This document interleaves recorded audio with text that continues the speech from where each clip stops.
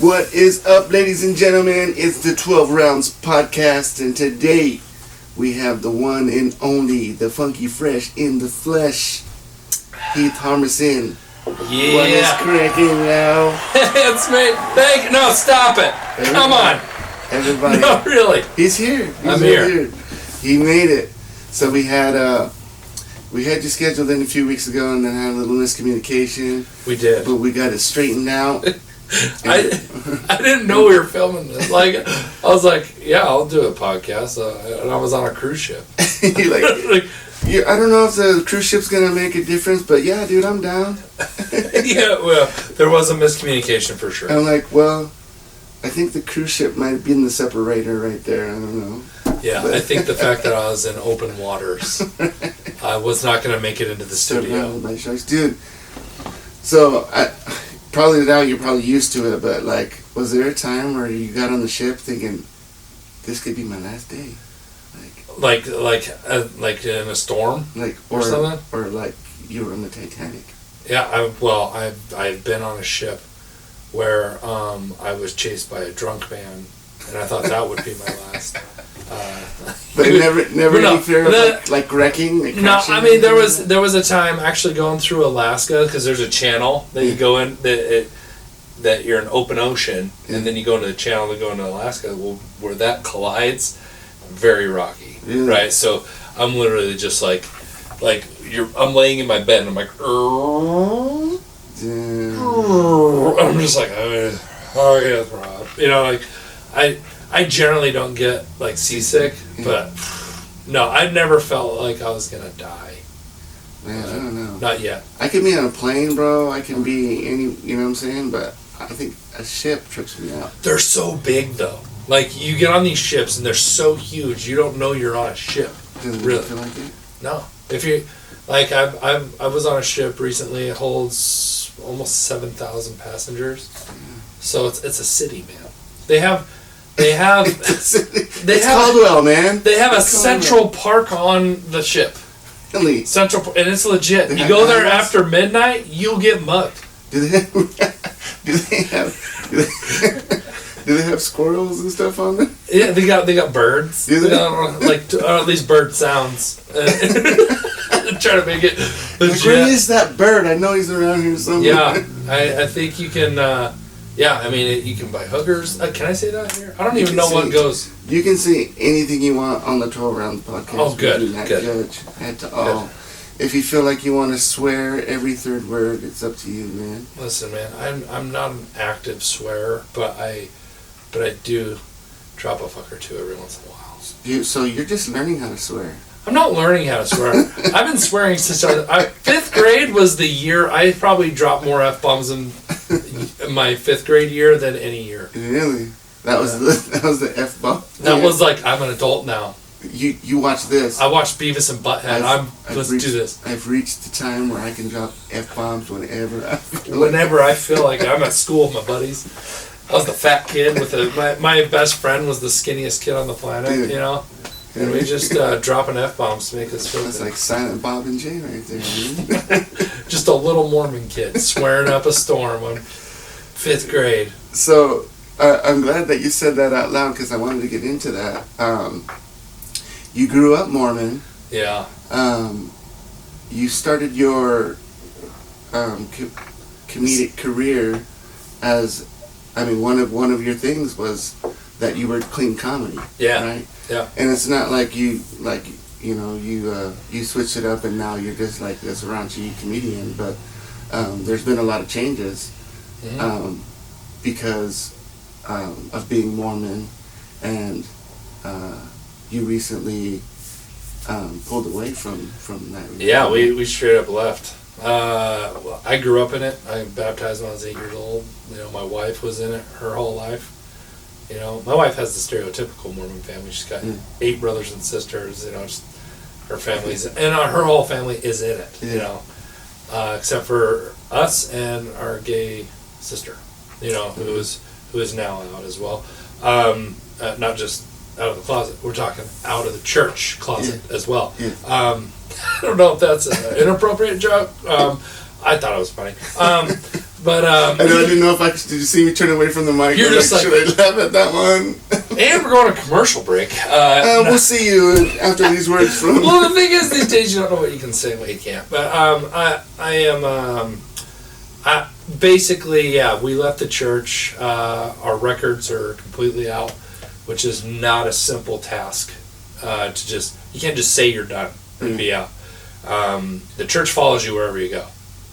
They have people. So, man, it feels like some like mafia type stuff. It really is. It's I don't know. For respect purposes, I have my whole family's in it. I get it. I have friends that are LDS. I want to make sure they understand. I'm not shitting on you. Yeah. Okay. But I believe, my belief is that the Mormon religion is a mainstream cult. Like, it is, it's messed up. There's a lot of stuff that, as a Mormon, you don't want to look at. Yeah. First thing they tell you, real quick, is anything that is not made by the church, information-wise, is anti-Mormon literature. You look at anti-Mormon literature, you're in trouble. Like, it's not, don't do it, you're... almost to the level of you're apostatizing or whatever, looking at that kind of stuff. It'd be like looking at porn. Yeah.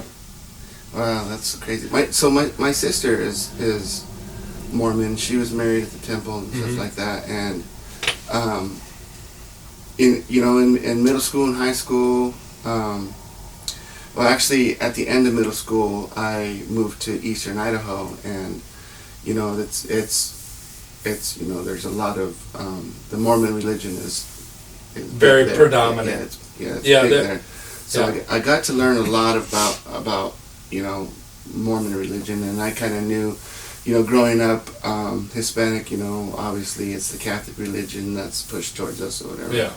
And just kind of seeing everything like that happens in the Mormon religion, and I remember one of the biggest things I used to trip out on is the rings that says "choose the right," And I remember even as a young stupid high school kid thinking, wow, like what, so who says what is right and what is wrong, you know what I'm saying? And why is that like so like it overtook everyone, you know what I mean? So it was such a trip, man, to see that, and it felt like, to me, it felt like even in the Catholic religion, man, it felt like it always made me feel weird, being in the church, and with Catholics, it's like, may peace be with you, and then everybody chants back. Right. May peace, may also peace with you, or whatever, So like, it would make me feel weird, dude. Like, just as a youngster, but getting out of the Mormon religion, you said was a tough deal, and I know you said that because it takes a lot of steps. Legally, but how did it affect you, like with your family? Emotionally, really tough. Like, honestly, so our families have reacted a little differently, right? My parents, my sister, the initial reaction from my mom was very difficult. Like, it was really hard for her. But what it came down to was our happiness and our family, and I'm still her son, she loves me, she loves my wife, my kids. I mean, nothing changes, right? And my dad, he's like, honestly, this doesn't change anything for me. You're my son, I love you, that's it. My sister's been cool, and it's not like it's a total shock to everybody, we haven't been like this. I've never been the stereotypical Mormon type person anyway. My wife's family is a little bit more, extreme, or more, the following letter of the law kind of stuff, right? Which has created some kind of hard relationship stuff. And it's,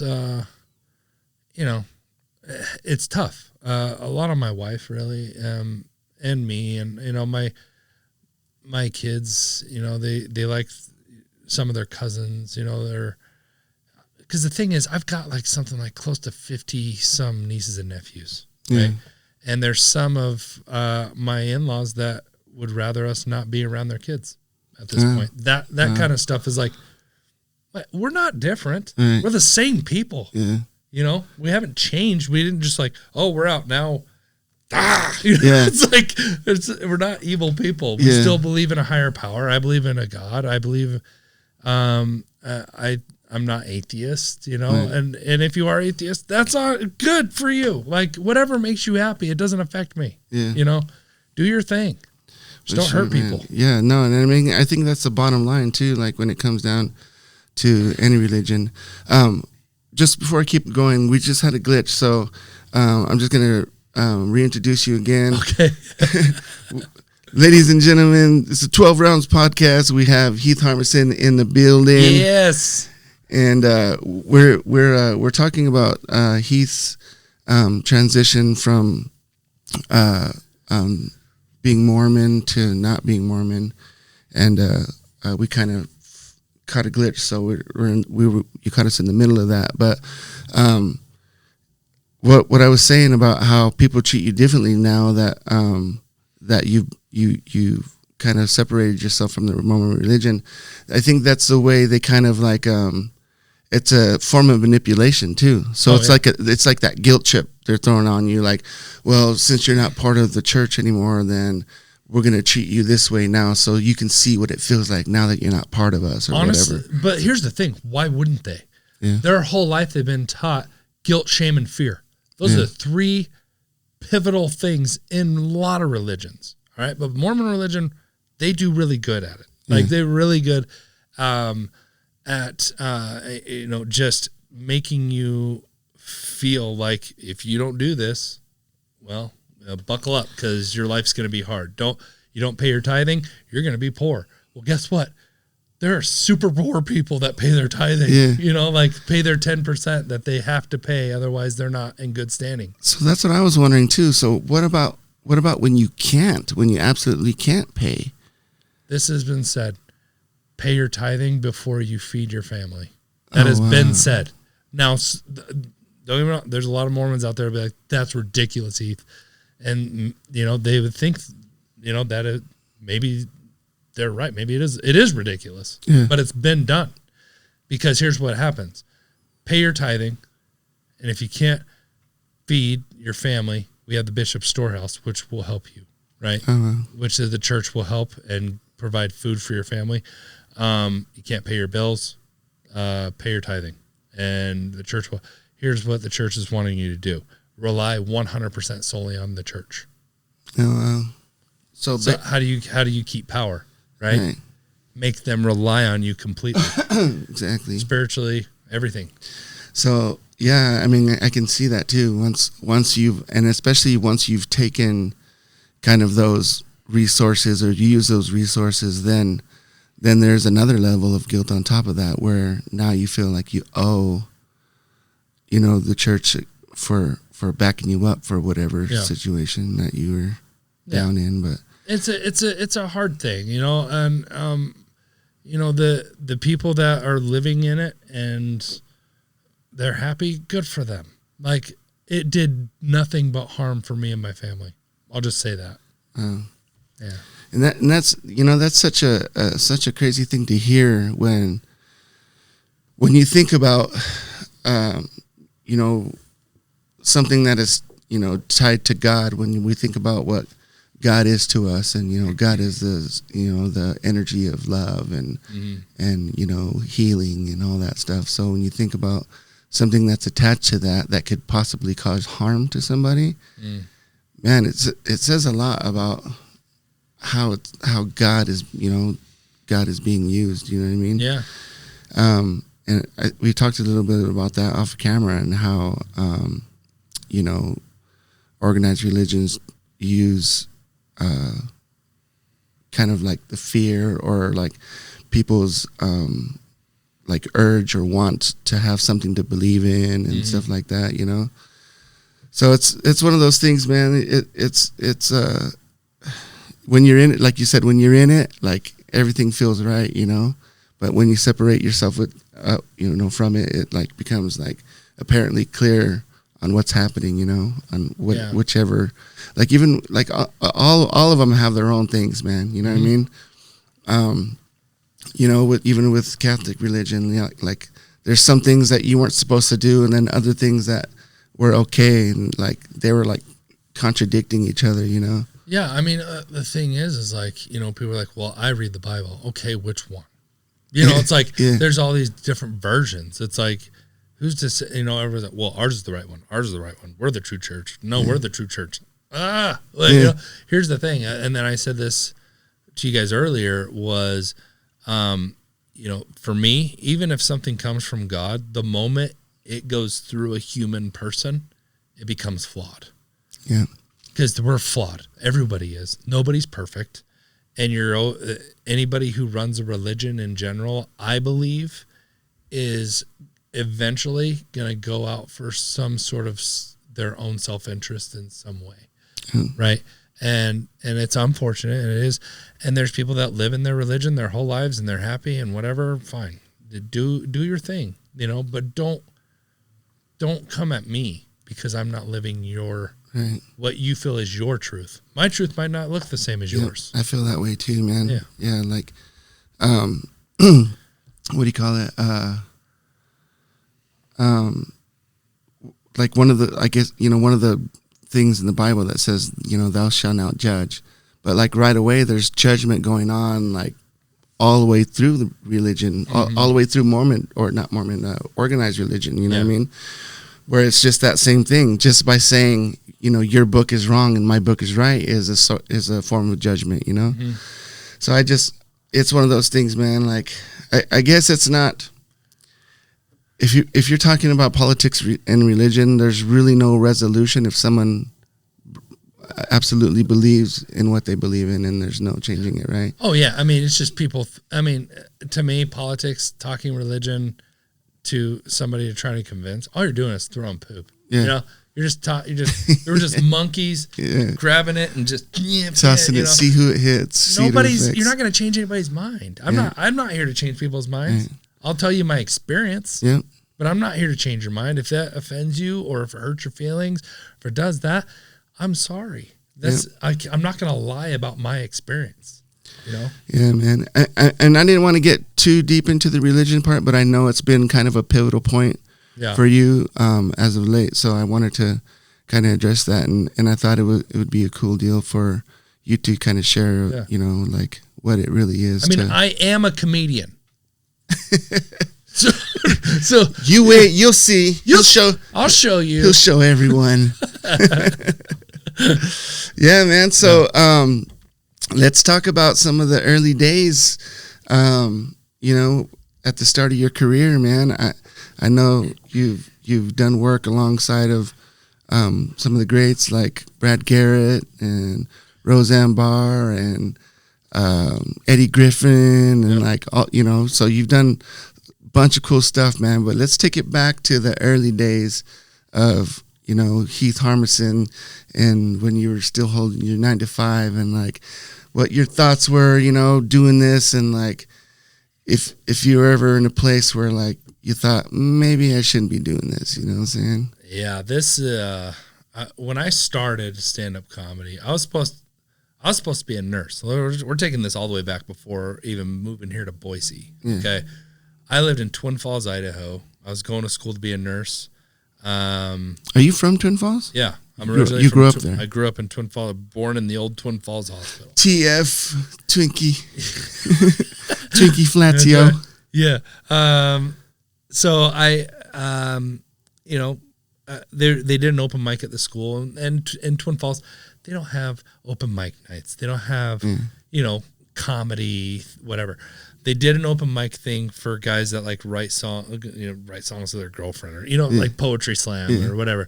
And I asked the guy at the thing, I'm like, hey, I've always wanted to try stand-up comedy. You mind if I try? And he's like, yeah, that'd be great. We've never had stand-up. And I'm like, okay, how much time do I do? He's like, whatever.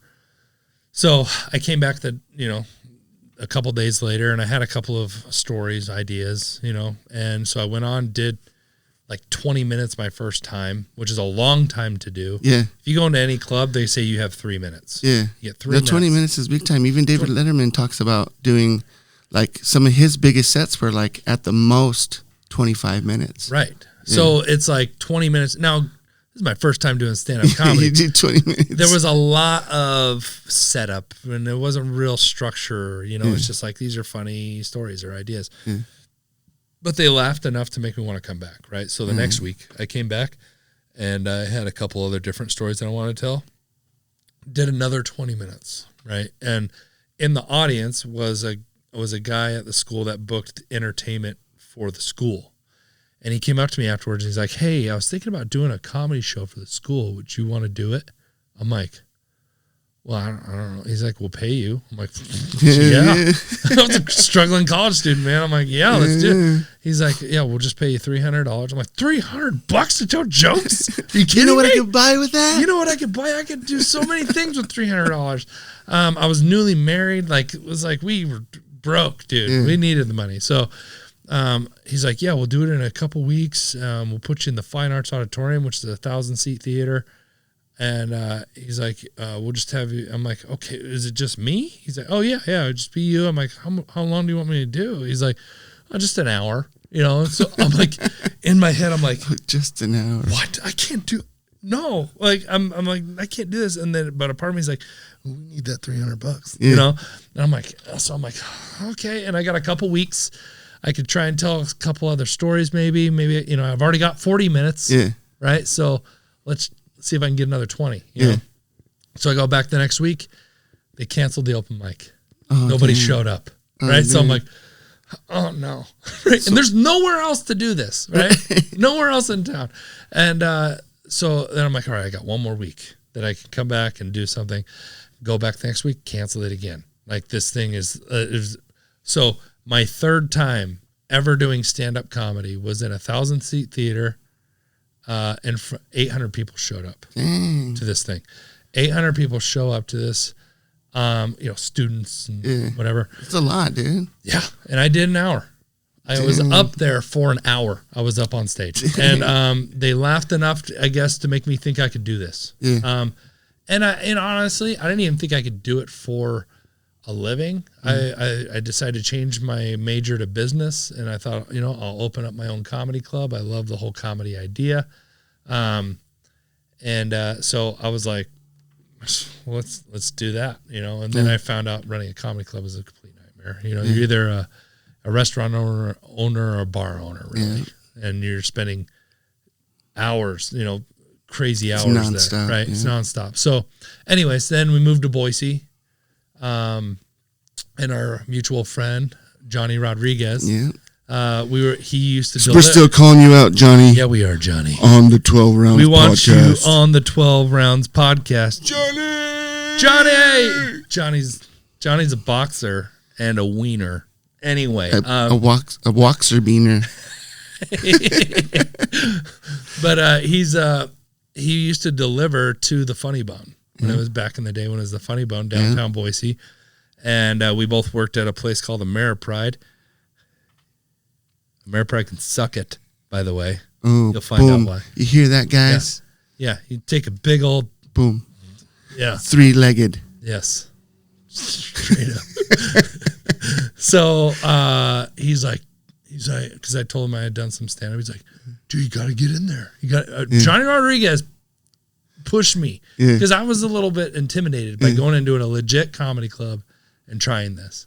So I go in and I do the whole thing at the Funny Bone. You have to do an audition you have to do the Saturday workshop thing to even do an open mic. So to know the rules, where the light is, all that stuff. And so anyways, so I do that, and it's just kind of, I worked this freaking 4 a.m. in the morning to, 2 o'clock in the afternoon, 3 o'clock. And then I go late at night and do stand-up comedy, trying to, get better at it, and I got a wife and 2 kids, man. Yeah. It's not like it was easy. Yeah. Then you're gone all the time. Yeah. So it was definitely difficult going on the road.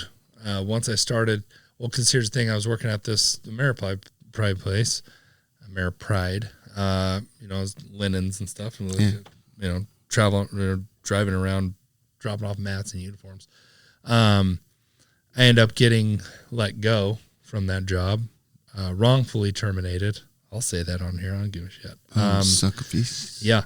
To the point where my boss offered to be, the guy that fired me, offered to be a reference for another place.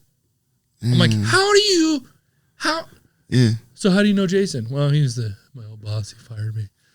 Thought I'd be good for your pools and spas. See, I didn't even know what happened. Yeah. And it was a ridiculous firing. Like I was employee the month before. Oh, wow. Dude, it was ridiculous. They lost, that I know of, at least 2 really big accounts. Damn. When they lost me. Yeah. Because they had the drivers before me could not do anything right. I went in there and I did a good job. I did the job well. Yeah. But I left. My grandpa had died, and I was out of the blue. I get a call, and find out as I'm at work that my grandpa just passed, and so I call my boss. Said, "Hey, I just found out my grandpa he passed away, and I would like to try and get out of here as soon as I can." He's like, "Yeah, just finish up your route and get out of here." So that's what I did. I finished the route. I still cleaned out my truck. But I had some repairs, like buttons and stuff on shirts. Yeah. That I'm like, I'll deal with this when I get back. Yeah. Right. So I just kind of put it under a thing because I was trying to get out of there. Yeah. Well, your grandpa just passed away. Had to get home, So I come back from the funeral, my first day back. I do my route that day, and my boss calls me. He's like, "Hey, when you're done, just come in. And I wanted to talk to you. Come in." He's like, "Hey, I just want to let you know that a regional manager or something was on your truck while you were gone, and we were doing your route and found these garments that weren't taken care of and stuff, and it's just unacceptable." I'm like, "Okay." I'm honestly kind of like laughing because I'm like, "Are you serious? Yeah. Like, is this for real?" It was 3 garments, man. Yeah, 3. And so I'm like, your grandpa just passed away. And my grandpa passed away. It was such a weird deal. And when he said he's letting me go, I'm like, you really fired. And this was also 1 month before I was supposed to be vested in my 401k. Oh, wow. 1 month, dude. That's a big deal. Yeah. 1 month. And so I go home. I'm literally crying to my wife. I'm like, I just lost my job. It had benefits. Insurance, it was decent paying. Yeah. I hated the job, except for the guys I worked with. They were cool. Anyways, but I had been doing some stand up and whatnot, and my wife was like, "Well," and it was a recession. Like there was no good jobs out there. And my wife was just like, "What year was this?" This was 2009, 8, 9. Let's see. It's 2009. Something like that, huh? Yep. So 2009, that was the last real job I ever had. Crazy, dude. So 2009, I lose my job. My wife tells me, she's like, "Well, you've been doing stand-up. I've seen what you do on stage, and I think this is what you want to be doing. I think you go for it." Yeah.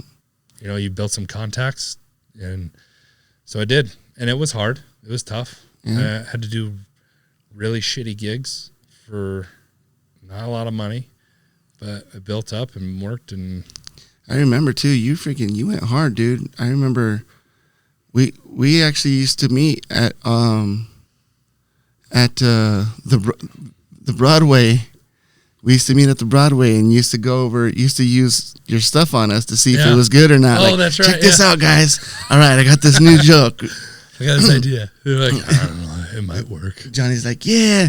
But you also inspired Johnny to get into it too. Yeah.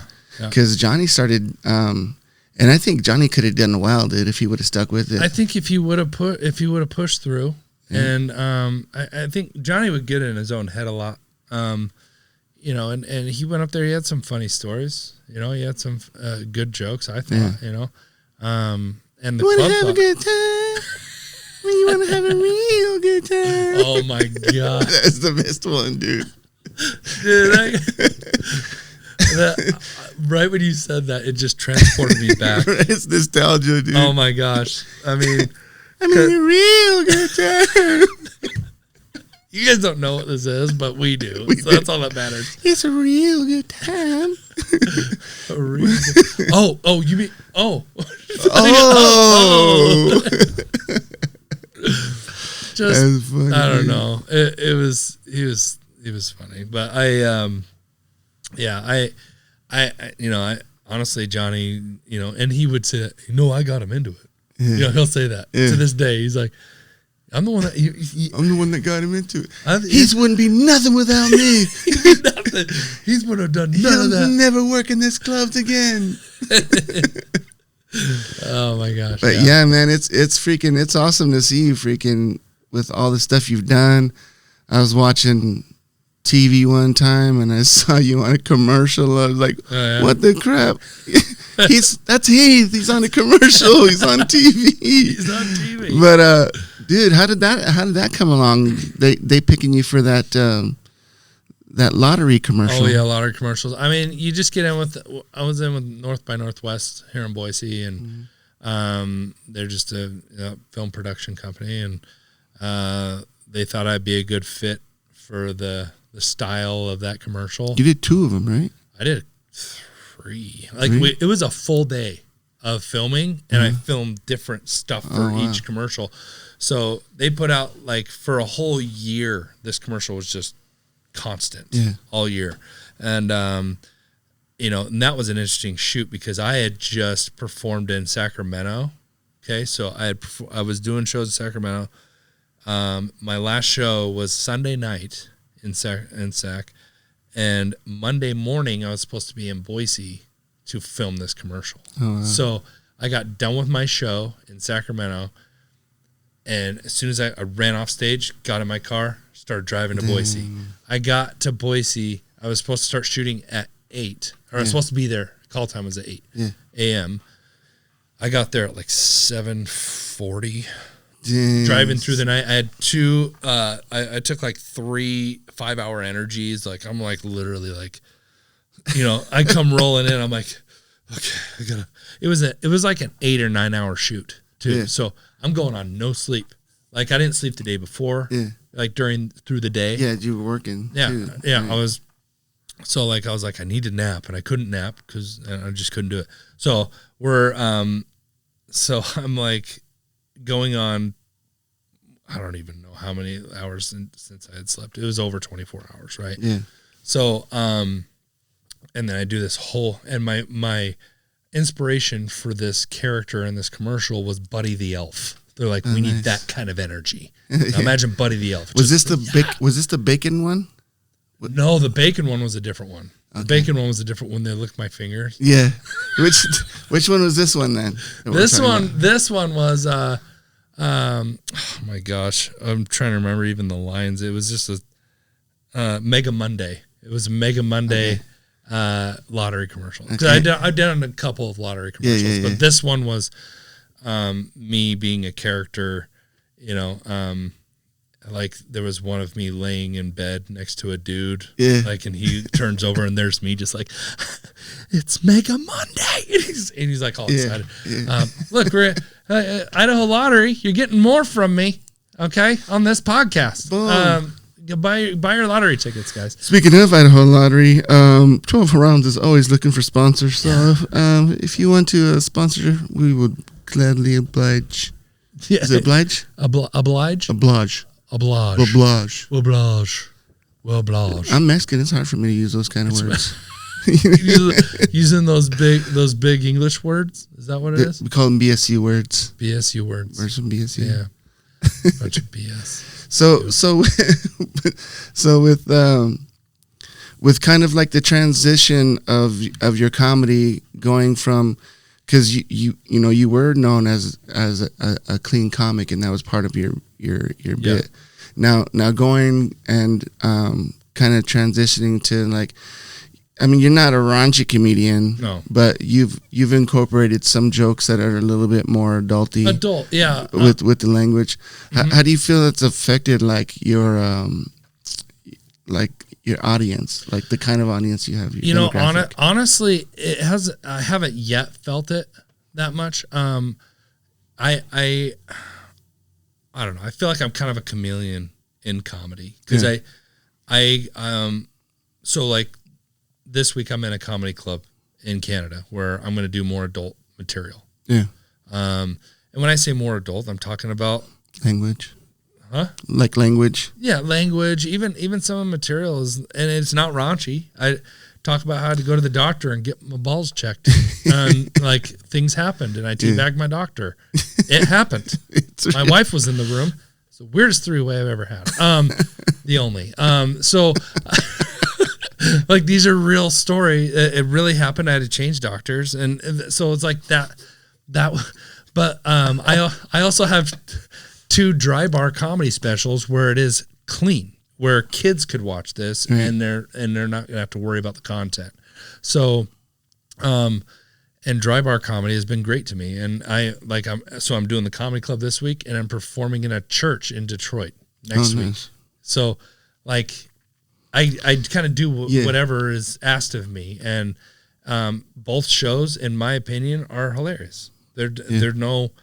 I don't think, the dirty, because a lot of people think, I can't wait for the dirty show because that's going to be even funnier. Yeah. It's like, no, honestly, I like my family show sometimes better than my adult show. What I think it is, as a person who's like kind of in that POV, as someone from the crowd, it's not, I don't think it's probably that it's going to be funnier. I think it's seeing the other side of Heath Harmison. Yeah. That's a little bit more racy and a little bit more adult, right. What's going to make it probably more relatable to somebody like a trucker than someone that's no, you're right, and I think because I'll get a lot on cruise ships because I'll do a family show, and all the people on the ship will come see that, and then I'll mention that I have an adult show later on in the cruise, and they're like, oh, I can't wait to see your adult show. Like your family show is hilarious, but I can't wait to see what you do. I'm like, yeah, it'll be great. I think you'll like it. I think what comes along with that too is the freedom of expressing yourself in any way, not having to censor yourself because you do when you're doing a family show, you do censor yourself in a lot of ways. You know what I mean? Yeah. I mean, your shows have been clean as long as I can remember. And I haven't really seen your full on adult show yet. Mm-hmm. But the ones that I have seen where you've gone a little bit more, adultish. Then I remember it. Yeah. It makes a difference for me because it cracks me up that it's almost like you got freed from jail. You know what I'm saying? Yeah, no. So it's like, oh man, he's going like he's gonna eat that freaking sandwich like he ain't eaten sandwich before. You know what I mean? Well, it's crazy because my first 8 years of stand up were out of Boise, and I, in a sense, and it still kind of feels this way sometimes. Like I kind of get this pigeonholed into this. He's the clean comic, and and I was definitely different than a lot of the comics around here. Mm-hmm. I did stick out. I'd go to open mics with a shirt and tie in the beginning, I wanted, but I had the mentality, I want to dress for the job I want. I want to be a headliner. Right. So I'm going to show that I'm serious about this. And, I mean, a lot of the comics are like, who's this douche? Coming out in suit and your jacket and your tie. Right. I used to dress even when up till, I mean, it's been a few years. To me, I think they're just looking sharp, bro. Yeah. You know what I mean? Yeah. And I gradually got to more colorful shirts and a vest and then I do all this stuff. And it was getting expensive because I'm very physical and I sweat a ton when I'm on stage. You've seen what I do. I'm pretty physical. So, I've kind of transitioned into more of a, I don't know, a hip dad. I don't even know if it's not even cool to call a hip dad a hip. It's not hip. saying hip dad. It's just, dude. It didn't even right. The dad, you like, a hip, yeah, hip no. dad. I'm one of those. Yeah, I'm one of those. Dude, it didn't even affect me that you were saying hip dad, bro. It didn't even affect you. Like, dude, I'm hip. I get it. I'm that. I'm hip too, bro. Hip too. I mean, what's wrong with that? Yeah.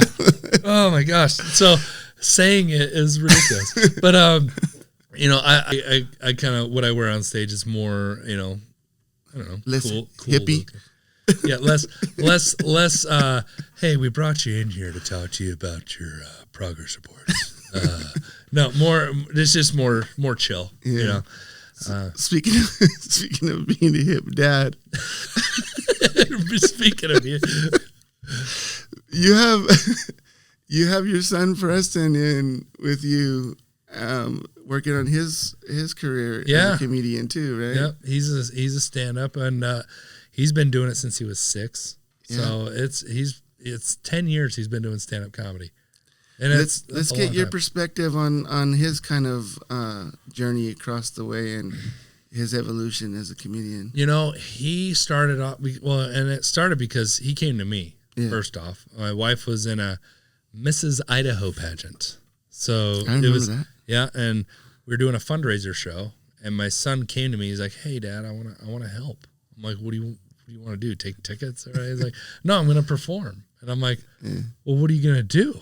He's like, "I'm going to tell jokes." I'm like, do you have jokes? He's like, "No, you're supposed to help me." So I was like, okay, let's. So I just started asking him questions, things that bother him, things that he doesn't like or whatever. And obviously his sister came up, annoying sister or whatever. And then he just told me some things, and we wrote a little 3-minute set for him. Yeah. And he went up. The kid freaking got a standing ovation. You don't follow a kid getting a standing ovation. I had to ground him. You know what I mean? I'm like, you don't get a standing ovation before your dad goes up there. Listen here, little punk. You want my spot? You ain't can't have my spot. Yeah. So he and obviously for a kid, it's hard to get him in on stage a lot. So throughout the years, that's been the main struggle, is being able to get him in front of people and do things. He auditioned for America's Got Talent a few years ago. Made it through 3 rounds of the audition process. Nice. Basically right up to the point where you'd get filmed and all that stuff. And he just wasn't quite ready in their eyes. And it was a good experience for him. And how did he feel about that? Did he feel like he tore it up? I think he went in because he went into a room, huge room. Picture a hotel where they have their conference room things with the removable doors or whatever. A big room. 1 table, 2 people at that table, and a square you stand in. And they're like, okay, you got 2 minutes. Give us your best. And he goes, and, I think he was... No pressure. Yeah, I think he was like 9 at the time. Went in, they were laughing. They liked him. And went in, a couple other times and that day. And, they're like, we want to move you up to the next round of things. And so anyways, it was good. It was good for him. And now that he's a teenager, the cute factor is gone. Okay, cute factor out the window. He is a teenage. He's got froggy voice and everything there. He's hitting the puberty. He's like, listen, Doc, you telling me you build a time machine? I have a DeLorean. He's Michael J. Fox. But no, but his material changed. Yeah. And because of that, he's not TV clean. Because he's talking about what he's dealing with. Yeah. Puberty. Yeah. And, he has a pamphlet that he takes that the doctor gave him that says puberty on the pamphlet. Yeah. And what he does, he goes up there and he's like, and this is what's going to happen to me, apparently. So he goes up and goes through all the things that happen to a kid during puberty. And we have little punchlines after each one of and it's a great bit, right? But not meant for TV. You get a kid going up there talking, like your wiener gets longer and wider. It's like, anyways, so He's a performer though. He just got done. He likes musical theater. He's a singer. Nice. He's super talented. That's right. I do remember him getting into some singing stuff. Yeah. Is that where his real passion is? Is that what he wants? I think musical theater is what he'll like after high school. I think he'll go into college, or some sort of theater that way. Yeah. He likes acting. He's an actor, and and I'm his dad. And I've lived in this business for, quite a few years. Mm-hmm. So I don't have as many of the blinders as some parents might have for their kids. Like, I'm like, listen, you're not ready, or you need to work on this. Obviously I'm building him up. I'm not just tearing him down saying, hey, you got to do this.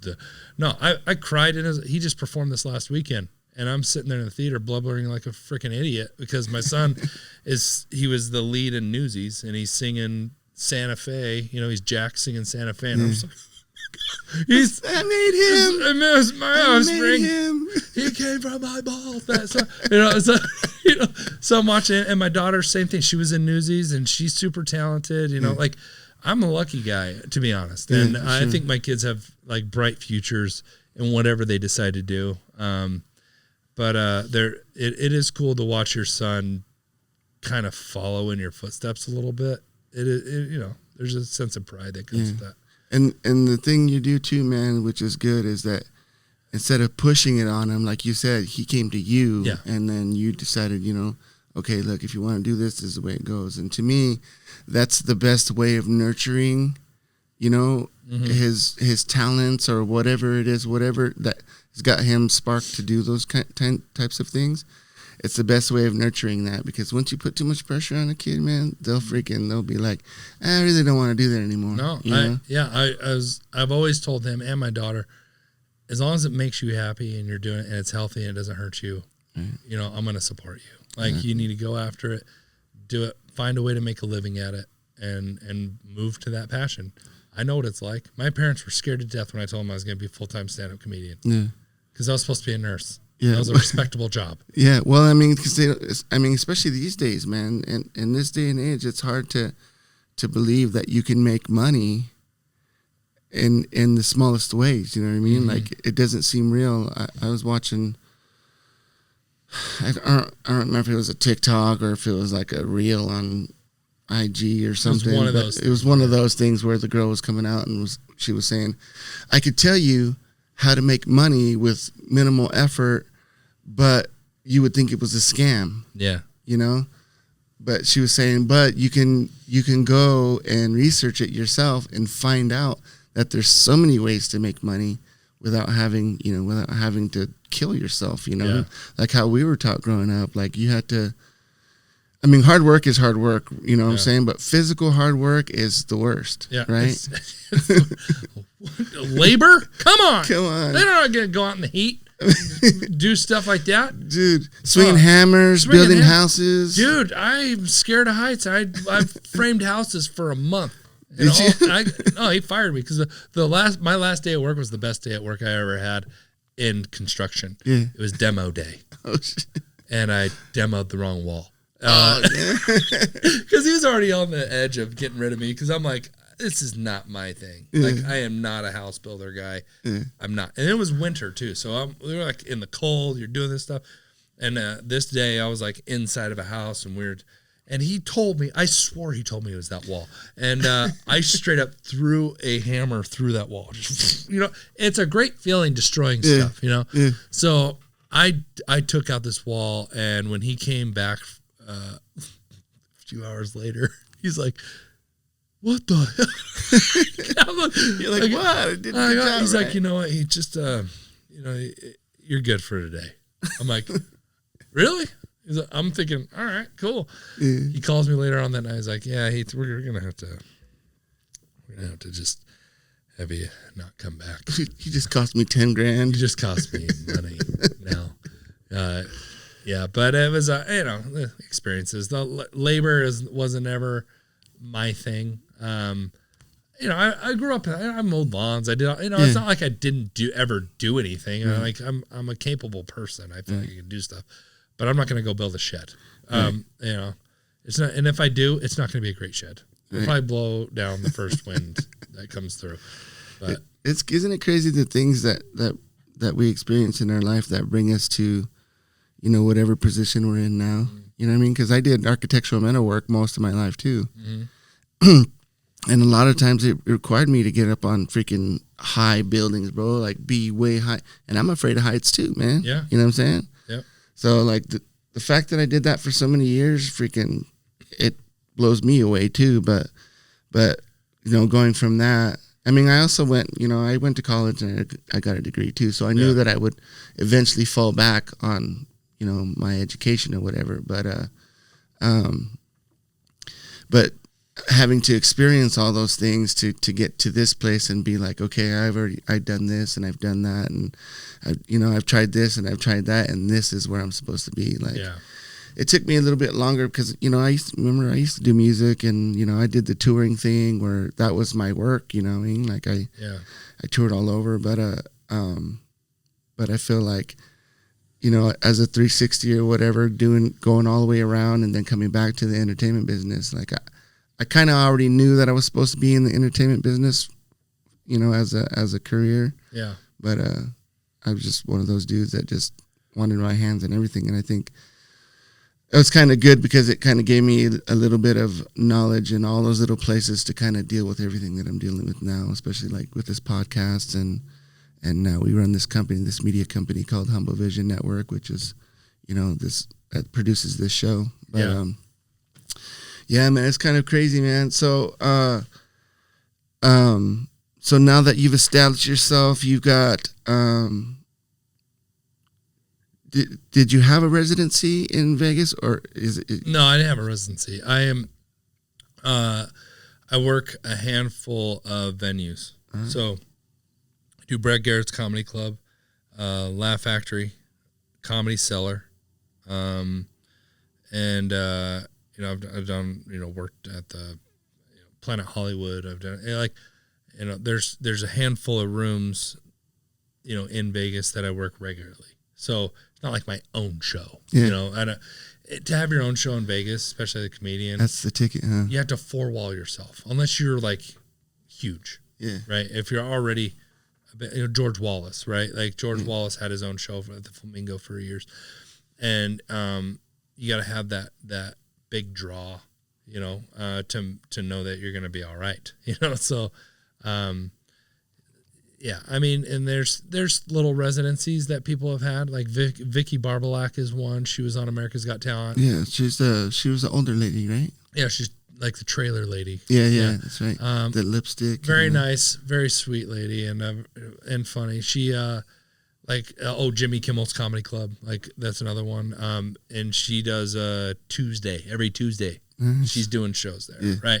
So it's like a mini residency. You know what I mean? It's not like, hey, I'm here 6 nights a week, you know, doing my show. You know, like Murray the Magician, you know, he does his thing there. Who was it that Puff the Dragon? Or whatever? Puff. Yeah, he does his. Yeah, he has an actual, I think, residency.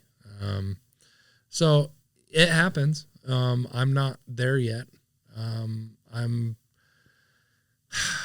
don't know. I don't even know if I want that right now.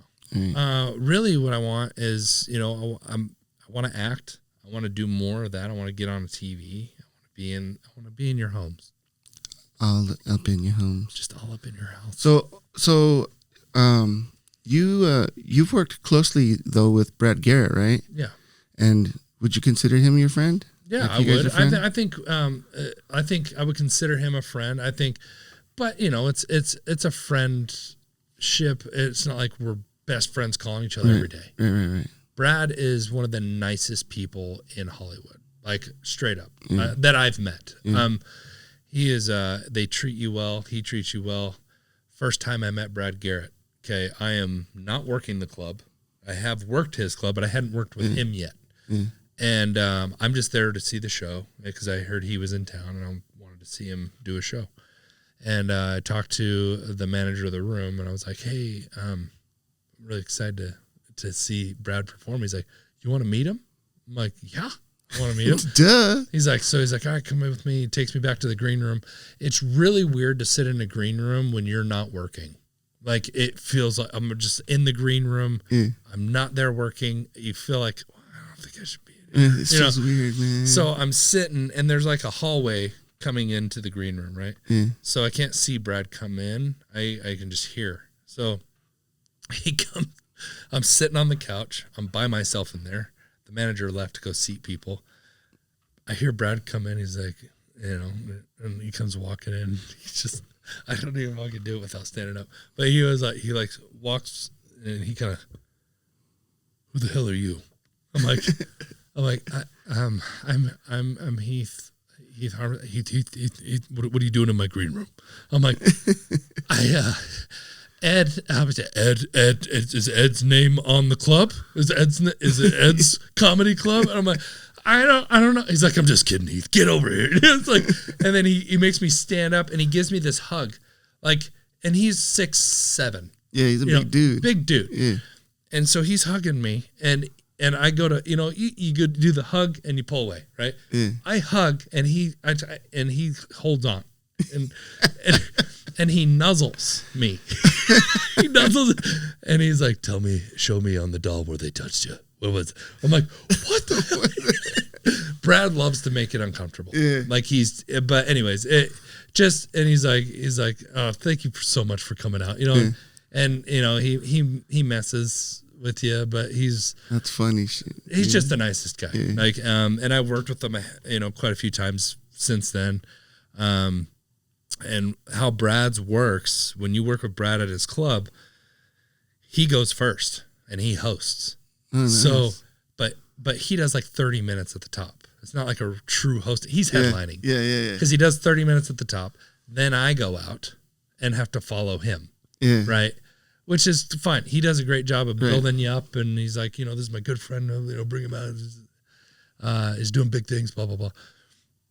Go out, do the show, do my portion. Then he goes back out, does another like 20 minutes, and then brings out the headliner, who, the other comic. You know what I mean? So, it's really fun to work with him. And I've worked with a few celebrity comedians, like you said, Roseanne Barr and Dennis Miller. I did open for Dennis Miller here in the arena. That was surreal. Yeah. And just Louis Anderson and just like these different comics that are just legit, Yeah, man. It's when you get to do stuff like that, it's kind of it does seem surreal, and it like does it ever give you like what do you call that? Imposter syndrome? Like I don't belong here? Yeah. Does it ever give you that feeling like, man, maybe they got it wrong. Maybe, you know what I'm saying? Maybe I shouldn't be here. I've always felt like, especially when I'm working with a celebrity comic, like I'm here for a reason. Right. And I'm going to go out and do the best show that I can do. And, and honestly, there's some celebrity comics that don't want you to do well. Really? And I personally have not worked with one that has done that to me, but I have seen a few that will deliberately want not as great so that they look that's better. Crazy. It's nuts. It's an insecurity thing. We're all insecure. Yeah. Right. And that's why I asked that question. Cause like I know that it happens more often than not. I was watching an interview with David Letterman, and all the years of success that he's had, he's never gotten over that. Yeah. That that feeling, the imposter syndrome. Why am I the one? Yeah. That's here? What do they see in me that makes them think that I'm special or whatever? Like they must be on drugs or something. I've always just looked at it as like, if I'm here, I'm supposed to be, and if I screw it up, that's on me. But I feel like at least what I've done to this point, I have enough talent that's brought me to this point. Yeah. And I'm here for a reason. And I try and look at it more in that way versus that way where it's like, oh my gosh. No, don't get me wrong. You get nervous, right? You want to do a good job.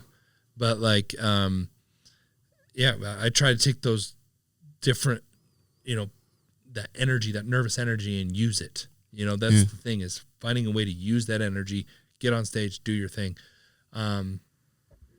So that's really all you can do. Right? Yeah, it makes a difference too, man. As long that confidence levels always make a difference, man. Mm-hmm. Because without that, you can spiral down into freaking the abyss. But yeah, there's been times I've felt not funny. Yeah, like there's definitely times that I'm like, I do not feel it. Right. I am phoning it in. How about after your show? You ever feel like that wasn't the one? Like shit, man, that could have been better. Oh yeah, man. I've had plenty of shows where I'm just like, oh my gosh, that was terrible. Because I can't remember a time where you didn't kill it. And so I own the copy of the one on Amazon. Oh, Raising Insanity. Raising Insanity, yeah. I own that copy, and I thought, how awesome is this that that Heath releases this special on Amazon, and not only did he get to release this episode or this set on Amazon, but he kills this set. You know what I'm saying? Yeah, thanks. And I thought that's dope, because it can happen, right? Like you can go shoot a special and bomb, right? Yeah. And you're like, I'm getting ready to film a new one that I'm doing myself. That I'm doing in March, and it's more my adult stuff, more adult themed, I guess.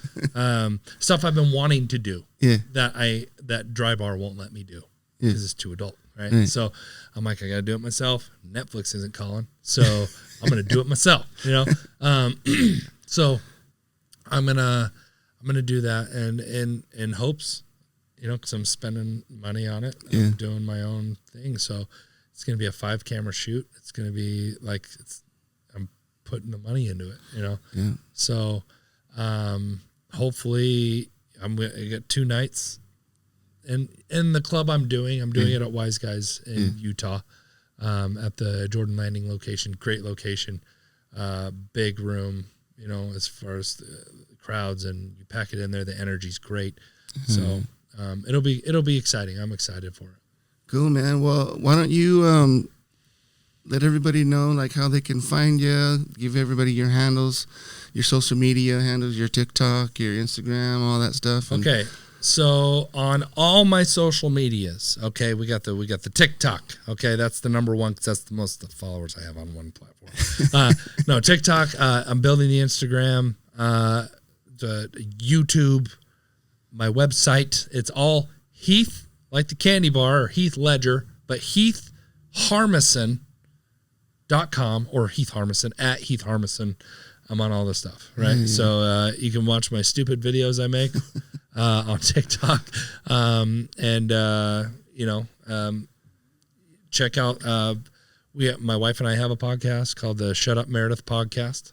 You can check that out on all the platforms as well, the podcast platforms. Shut Up Meredith. The Shut Up Meredith podcast. We, if you don't know who Meredith is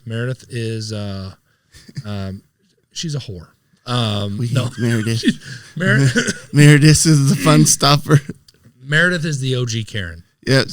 Even right. Karen hates this bitch. Okay, that's how bad she is. Okay, and we basically, what we do is we interview different people from all walks of life. We've had entertainers from all over the world. We've had police officers, doctors. We've had just different religious leader types, and we talk to them and ask them about the Merediths they deal with in their life. So the Karens, and their different experiences, right? Because everybody has different people they have to deal with, right? So me and my wife get on there and we interview them, and so it's a lot of fun. You guys can check it out.